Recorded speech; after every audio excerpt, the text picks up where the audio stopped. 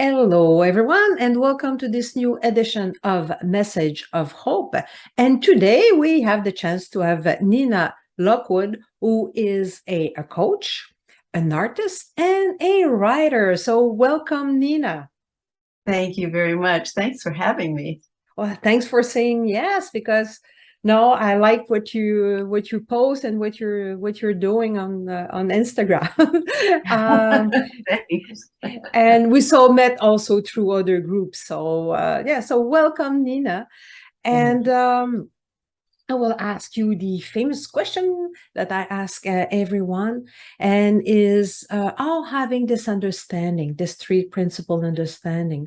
How does that help you navigate events, circumstances, whatever shows up in your life? Yeah. I would say the primary benefit, if you will, is freedom.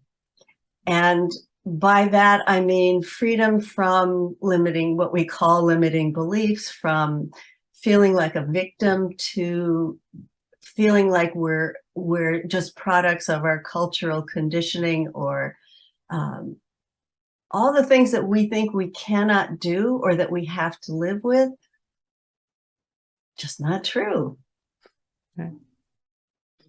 And I think what for me, I've had a lot of different careers over the years, and one of the things that I think really troubled me for a long time was something that you talk about here very frequently, is how our thoughts limit us, and that we believe that our circumstances are defining not only who we are, but what we're capable of.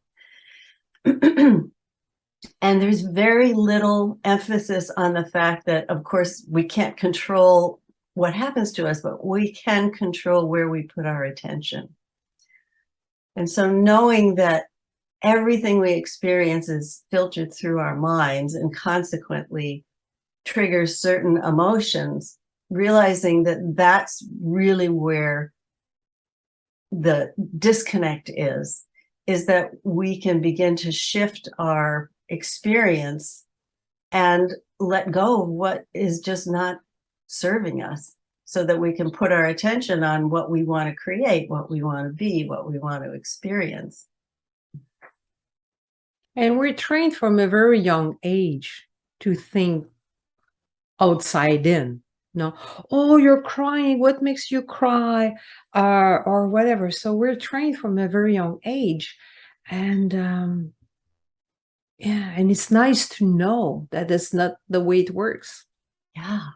And when you think about it, well, for me, one of the things that I've realized over and over again is that when I am painting or making collage or making something, the same issues come up as in everyday life. Is this any good? What will people think of it? Will they like me? Am I going to make money from it? All those self-doubt thoughts and the questioning about what we're doing, it really freezes our ability to just be conduits for life to come and express through us. And that's, I think we don't get it for a while until we see it in one form or another. And one of the things that I really appreciate about this understanding is that it's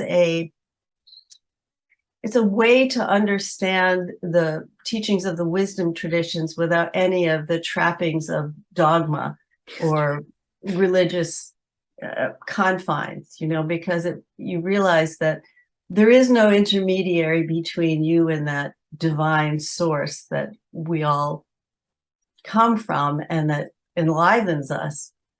And that kind of freedom is, you realize, oh, I don't have to do all these things that I've been doing to protect myself and defend myself and make sure I look good. And we don't have to pay any attention to that. So then all this energy is freed up. And one of my favorite questions is, what wants to show up? Mm. And am I willing to go with it, and not worry about where it's going to end up? And I think that's another thing that we get caught up when we don't realize that our experience is being created by our minds, is that we have so much light in us. And when we don't have to worry about where it's going and what the end result is, we can be much more present. So you know how it is. When you're much more present, you notice things around you. Oh, right, look, or that, or this, or wow. You know, it just opens up your awareness of what's available to us, as opposed to thinking, oh, I can't, I have to think in this particular way because that's how it's done. Oops, my computer wants to restart. We don't want that.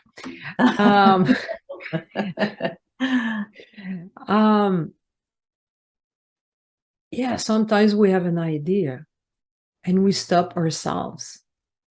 Lots of times. Lots of times. And I think when you realize, oh, I have more freedom than I thought, that it improves everything. It improves your relationships. It improves your productivity when you're in the process of making something. It shows you how much you are already connected to other people. And it enables you to relax and not be so tight. You don't, that freedom from having to protect yourself or defend yourself or feel like you're being under attack. You know, the world is a dangerous place. Mm. You don't have to go there anymore. And I found that once I see that, then I see all of the love, all of the beauty, all of the goodness that's in life, despite all of the challenges that we're facing in the world right now. There is still these energies and motion of love and understanding and connection that we often don't see because we're struggling so hard.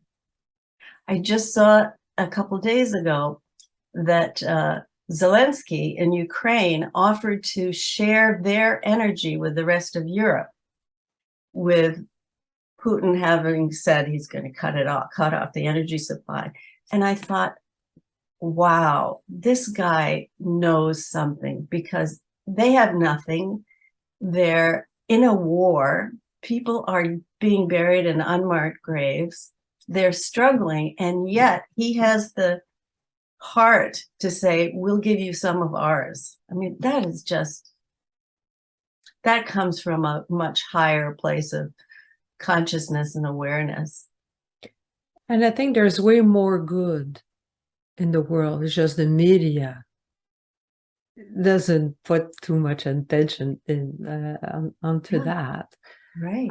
It doesn't sell, I guess. But there's way more good in the world, I think.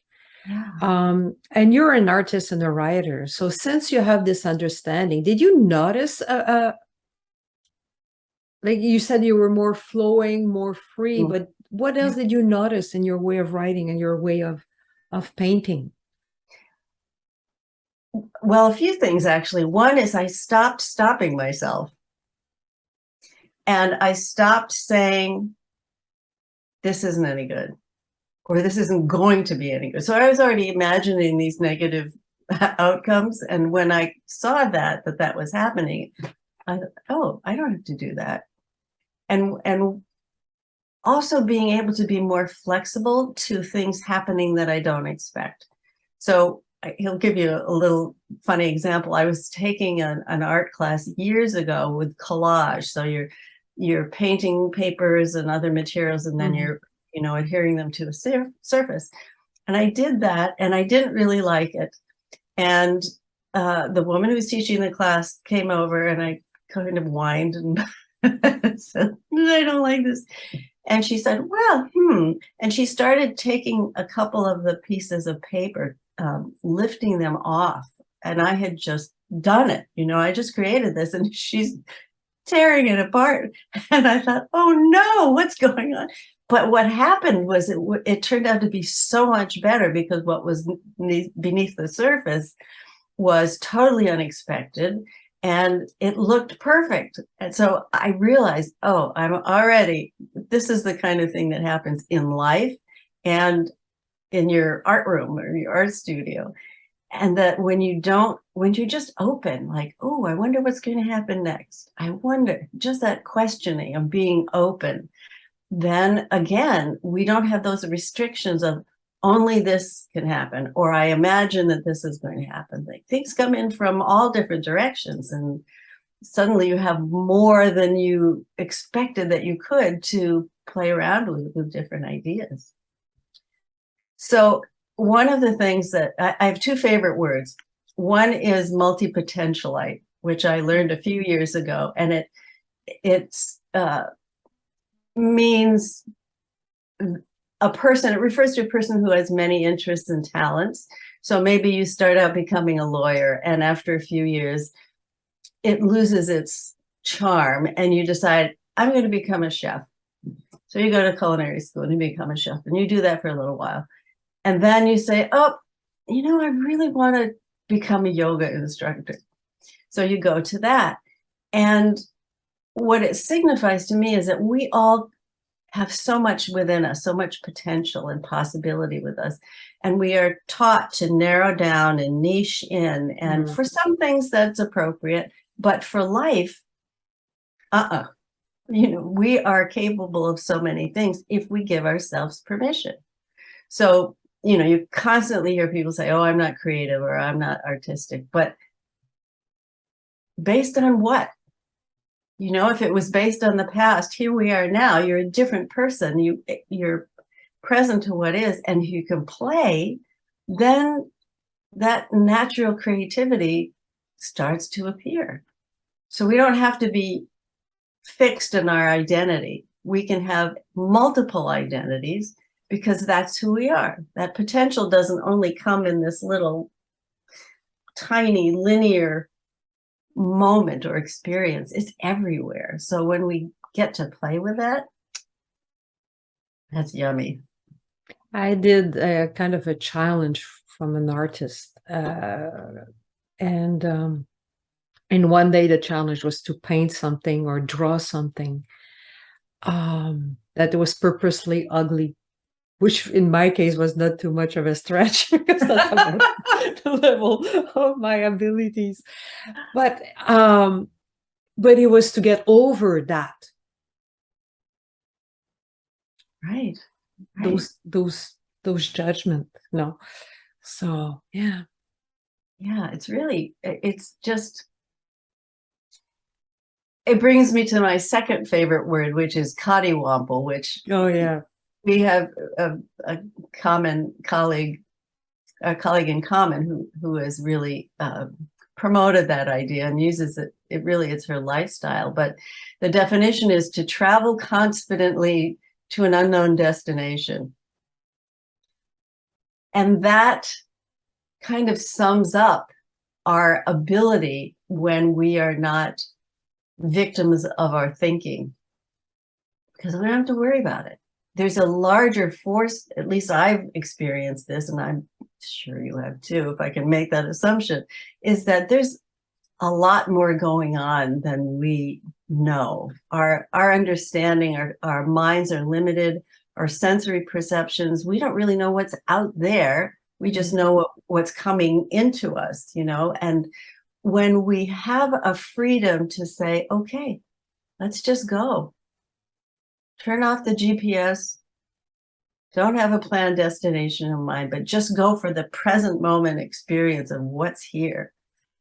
It is such a freedom. It's such a recognition that we are connected to something so much greater. And I think that sense of separation and disconnection has everything to do with the state of the world right now, because we're taught that we're all separate, and we have to, that phrase of pulling yourself up by your own bootstraps, and you got to make it on your own, and you got to make it happen, and push. But if you step away from that, you realize we are all connected by way of the fact that we all exist. We all come from, at least this is how I see it, we all come from the same source. So we all have that same source energy. How could we not be connected? But when we have that sense of separation and disconnection, then it makes sense that we would have so much polarization and divisiveness in the world. So this kind of understanding really frees you from that perspective. It's like, I'll use that example of Zelensky again. He's open-heartedly sharing everything because he knows we're all connected on some level. And he's willing to emphasize that rather than, you stay over there, you stay over here, we'll fight our battles. But no, it's just such an open arm welcoming and sharing and generosity. We need that so much. And so many wonderful things happen when people say we're the same. We may not be the same in our hair color or skin color or gender, nationality, but it doesn't matter on a much deeper level. We're all connected. It's like a light that hits a prism and it goes to different colors. It's all the same light. That's right. What a great analogy. Very much so. So we don't have to spend so much of our time focusing on what we think might go wrong. And that's another part of the conditioning that we have growing up, right? Is this going to work? Will my teacher like it? Will I get into school? Will my boss like it? Is it going to promote my career? To do any of that. If we're following that impulse of creativity or curiosity, then we come to believe, at least I'm speaking from my own experience and what I've seen my clients experience as well, is that we realize the world is not against us. Mm. The world is not trying to undermine us or make us less than we are. The world is constantly pointing us to what else is possible. We don't see it until we do. And then we just have to look at our life. Each time we try to push something, no, it's hard work and it doesn't get anywhere sometimes because we're trying to, or we think that we have to do it a certain way. And when we have an idea and we follow that idea, we still have things to do, but it's easier, less effort, and more enjoyable too. Yeah. And that concept of being in the flow, you can't be in the flow if your mind is racing about what you're doing, and that monkey mind in your head saying, well, now be careful of this and watch out for that.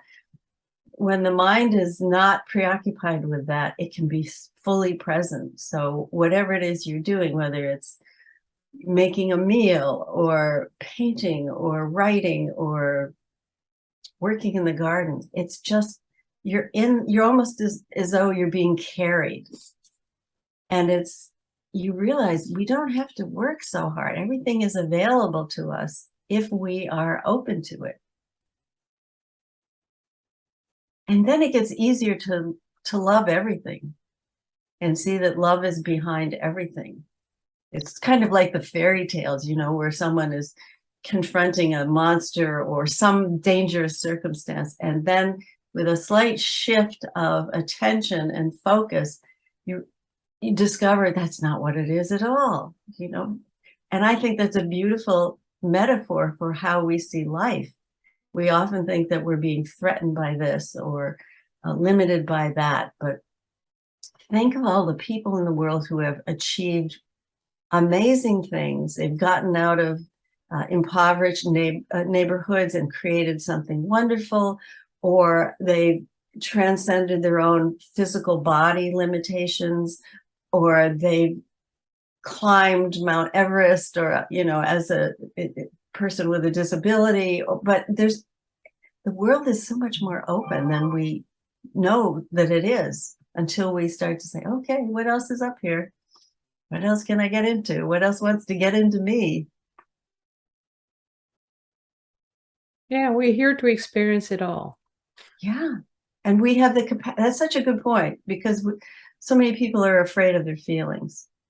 They're afraid of being depressed, or they're afraid of being burned out. Of course, by that time they usually are. But to realize, okay, so it's a feeling. All right. Hello. You The stand over weather there. of the day. Yep, that's it. That's it. And we don't have to get nervous about it and say, oh, I can only stay inside. I can't go out there. Yeah. Thank you, Nina. Thank you. And if people want to find you, where can they find you? Okay, they can find me in a few different places. My website is ninalockwood.com. Pretty easy to remember. And I'm also on, what am I on? I'm on LinkedIn. I've been writing for Medium. I'm on Instagram and Facebook. All the usual suspects. Indeed. They're spreading the love. Thank you, Nina. Oh, so happy to be here. Thank you for sharing your time with me.